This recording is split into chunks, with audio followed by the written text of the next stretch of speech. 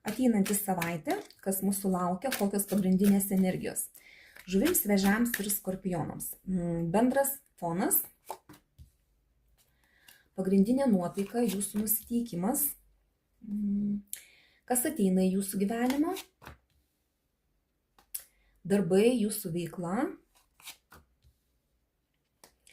santykiai tiems, kas porose.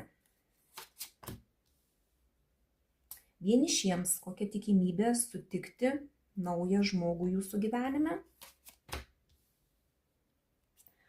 Ką verta paleisti? Kas teiks džiaugsmo ateinančią savaitę?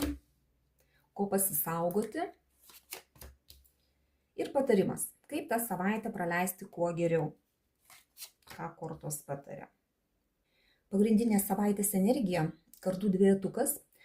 Daugumai jūsų bus kažkokios tai dvejonės, kai reikės daryti pasirinkimą, o pasirinkimo daryti jūs negalėsit, dėl to, kad galbūt tie keliai, iš kurių reikia rinktis, jums nei vienas, nei kitas nebus prie širdies, nepatiks, jūs galbūt nenorėsite matyti kažkokios tai informacijos, kurią reikia matyti, ir va tas vidinis jūsų nusiteikimas irgi apie tą patį. Kažkokia informacija, kažkas tai jums nepatiks. Tai, ką sužinosite, galbūt irgi nebus pagal jūsų širdį. Jūs gali ir liūdinti, ir ta prasme, galva dėl to ir tas pasirinkimas, kaip ir reikia padaryti pasirinkimą, bet jūs nenorėsite daryti, jūs tempsite gumą, ta prasme, ir galvosite, apgalvosite. Ir čia, kas yra svarbu, jūs tai busite viduje nusiteikę, jums netiks tai, kas vyksta aplink jūs. Bet čia galbūt reikėtų priimti tą informaciją, net jeigu jinai ir nelabai jums tinkama, nelabai patinka jums ta informacija. Priimti ją, išgyventi ir kažkaip tai pagaliau padaryti tą pasirinkimą. Kas ateina į jūsų gyvenimą? Jėgos arkanas ateina galbūt labai daug darbų kažkokių tai, nes čia energijos daug, turėsite energijos tuos darbus ir padaryti. Galbūt net ir bus toks noras ir nusiteikimas kažką tai nuveikti, daugiau negu kad va čia sėdėti ir galvoti. Energijos turėsite ir dar turėsite energijos suvaldyti savo emocijas ir savo aistras. tą vidinį tokį nusiteikimą, vidinę tą jėgą turėsite suvaldyti ir galbūt nepasakyti į išorę, ką galvojate. Nesusipykti su kažkuo, tai neparodyti savo nepasitenkinimo. Tiesiog jūs turėsite galimybę ir turėsite valios susitvarkyti savo vidų ir neiškelti į paviršių visą tai, kas ateina. Jeigu jūsų tai galbūt ir netenkina, pagal šitą informaciją. Čia labai svarbu, kad kai turėsite labai daug energijos, nepersidirbti, nes čia ir darboholizmas gresia. Ir taip pat, jeigu pakliūsite kažkokią situaciją, kur pykčiai kažkokie, ginčiai kažkokie, valdyti reikia labai stipriai savo agresiją. Tiesiog neleisti jai išsiveržti į paviršių, tada bus daug geriau. Toliau žiūrime, jūsų darbai, finansai, jūsų veikla, tai čia Saulės arkanas, čia kaip ir viskas labai gerai ir gražu. Finansus galite gauti kažkokius, tai galbūt atlygį, galbūt šiaip kažkokį tai piniginį bonusą, nes pagal Saulės arkaną tai kažkoks džiaugsmas bus iš tos veiklos, kurią jūs darote, iš to, kad jūs gaunate kažkokius tai finansus, kas ieškote darbo, irgi tikimybė rasti kažkokį ar pasiūlymą gauti, ar kažkoks tai nušvitimas ateis, galbūt kažką tai naujo pradėti. Čia gražus arkanas veiklai. Santykiai. Tiem, kas porose. Vėl kartojasi kardų arkanas, kardai.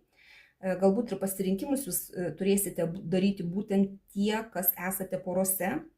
Čia labai daug suvaržymų gali būti. Ir tie suvaržymai, kai jūs patys savo neleidžiat judėti. Galbūt informacija kažkokia, kuri jums netinka, todėl patys savo sakot, kad stovėk vietoj ir nieko nedaryk. Nors energijos daryti jūs turite. Bet čia tiesiog galbūt patys baimių kažkokių turit, galbūt patys liktai norit kažko, bet neleidžiat savo kažką tai daryti. Ir čia bus tiems, kas porose. Gali vienas iš partnerių taip save varžyti, gali būti tiesiog pasabutas pats. Tiesiog po tokia savaitė bus, kai galbūt neišreikšit savo kažkokių tai minčių, norų, kažko tai ir toks kaip ir suvaržymas bus. Tiems, kas vieniši, Bus labai daug bendravimo, galit važiuoti, bendrauti, ten žinutėm apsikeitinėti, pažinčių gali būti daug, tiesiog čia labai toksai greitas judesys ir visko daug vienu metu, todėl, susipažinti yra tikimybė, tiesiog nepraleiskit progų, eikit ir darykit, galbūt bendrauti reikia daug, ir bus tas bendravimas tiesiog, ir bus galimybė susipažinti su naujais žmonėmis. Ką verta paleisti? Greičio arkanas, energijos arkanas, tai va čia irgi reikėtų paleisti tą tokį greitą užsidėgymą ir neapgalvojus lėkti kažkur. Tai va energijos bus, bet ir tuo labiau, kad ateina ta tokia energijos toks pliūpsnis. Reikėtų vis dėlto truputį pristabdyti, nes kaip greit užsidegat, taip greit galit ir užgesti. Ir todėl neverta greit užsidegus lėkti stačia galva kažkur tai kažką tai veikti, nes tiesiog gali praeiti tas azartas, praeiti tas noras kažką tai daryti ir galit pusiaukeliai tiesiog pamesti tą užsiėmimą ar ten darbą ar dar kažką tai buvot susiplanavę ir, ta prasme, net lėkėt ir darėt. Žodžiu, tai reikėtų paleisti greitį, reikėtų paleisti tą tokią ugnį, galbūt jeigu papuolate kažkokius ar ginčius, ar į tiesiog kažkokią tai diskusiją. Paleiskit tą ugnį savyje, kai puolat, lekėt, įrodinėjat kažką tai. Žodžiu, to nereikia ateinančią savaitę. Džiugins kas? Saiko arkanas. Kai kuriuose situacijose arba kai kuriuos džiugins tai, kad viskas eina labai gražiai, kad visur yra balansas, toks aukso viduriukas, kad tiesiog sugebat susivaldyti. Galbūt taip, jeigu ir paleisite tą savo tą ugnį, tokią, jeigu kyla kažkokia tai mintis kažką daryti, pavyzdžiui, taip spontaniškai, tiesiog pristabdysit truputį, pagalvosit, kad galbūt nereikia čia man lėkti, kad jeigu šiandien kilo kažkokia mintis, galbūt apie tai aš pagalvosiu dar rytoj, tai tada, tai teiks džiaugsmo dėl to, kad jūs pamatysit, kad, ta prasme, ir reikėjo tos tylos truputį, reikėjo truputį pagalvoti tam, kad, nepadaryt kažko tai, neapgalvoto spontaniško. Tai tai teiks džiaugsmo, jeigu ir papulsite kažkokius ten, pavyzdžiui, ginčius ar kažkokias diskusijas, tai jūs rasite kompromisus ir tai jūs džiugins. Kad, tiesiog tai bus gražu, aukso viduriukas toks bus išlaikytas, to labiau, kad čia pagal tos kardus iš tikrųjų bus tokios pasirinkimų tokia galimybė, kai kaip ir reikia daryti pasirinkimą, bet jūs dar nežinot visos informacijos ir tempėt, nepasirenka dar, tai galbūt tas tempimas jums irgi duos džiaugsmo dėl to, kad jūs galit turėti laiko paanalizuoti tą situaciją, kur ten, kad jūsų nieks neverčia greitai rinktis, kad jūs turit galimybę priimti galbūt teisingą sprendimą, nors galbūt jisai jums ir nelabai patinka. Ko pasisaugoti? Neprisimkit ant savo pečių daugiau kažkokių tai įsipareigojimų, daugiau darbų, daugiau kažkokios tai naštos, negu kad galite panešti. Nes čia sunkus arkanas ir čia netgi reikėtų, jeigu ir turit prisėmę kažkokių tai darbų, tai deleguokit tos darbus kitiems. Truputį nusimeskit naštą, jeigu ten ta našta yra nekonkrečiai jūsų.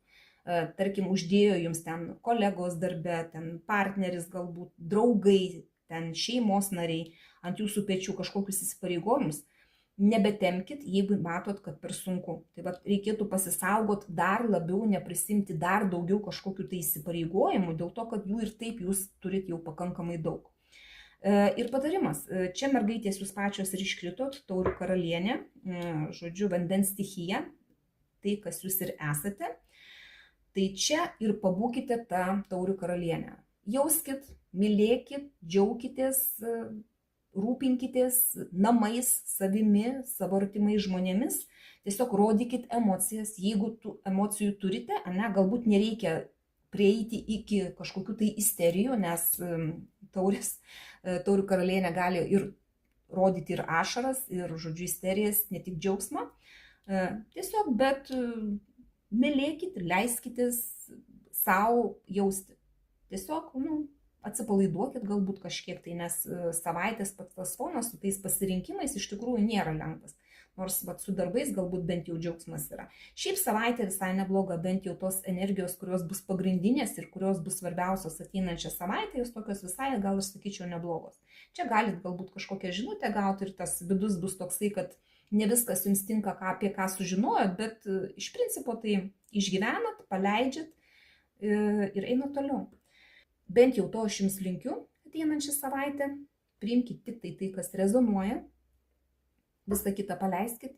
Dėkoju už jūsų laiką, širdutes ir iki sekančio karto.